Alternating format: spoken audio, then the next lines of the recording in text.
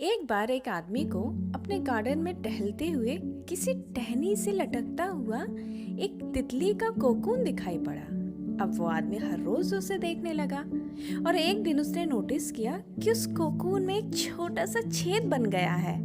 उस दिन वो वहीं बैठ गया और घंटों उसे देखता रहा।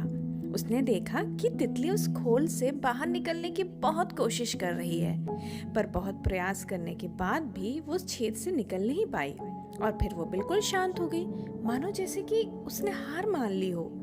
इसलिए उस आदमी ने निश्चय किया कि वो उस तितली की मदद करेगा। उसने एक कैंची उठाई और कोकून की ओपनिंग को इतना बड़ा कर दिया कि वो तितली आसानी से बाहर निकल सके। और बिल्कुल ऐसा ही हुआ। तितली बिना किसी संघर्ष के आसानी से बाहर निकल आई, पर उसका शरीर सूजा हुआ था और पंख सूखे हुए थे।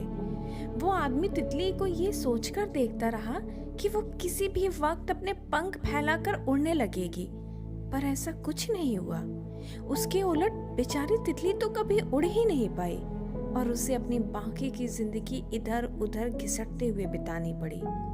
वो आदमी अपनी दया और जल्दबाजी में ये समझ ही नहीं पाया कि दरअसल कोकून से निकलने की प्रक्रिया को प्रकृति ने इतना कठिन इसलिए बनाया है ताकि ऐसा करने से तितली के शरीर में मौजूद तरल उसके पंखों में पहुंच सके और वो छेद से बाहर निकलते ही उड़ सके। वास्तव में कभी कभी हमारे जीवन में संघर्ष ही वो चीज होती है जिसकी हमें सचमुच आवश्यकता होती है।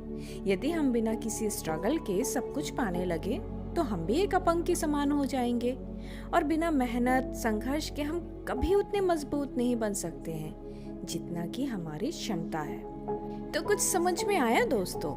इसलिए जीवन में आने वाले कठिन पलों को सकारात्मक दृष्टिकोण से देखिए। वो आपको कुछ ना कुछ जरूर ऐसा सिखा जाएंगे जो आपकी जिंदगी की उड़ान को पॉसिबल बना पाएंगे।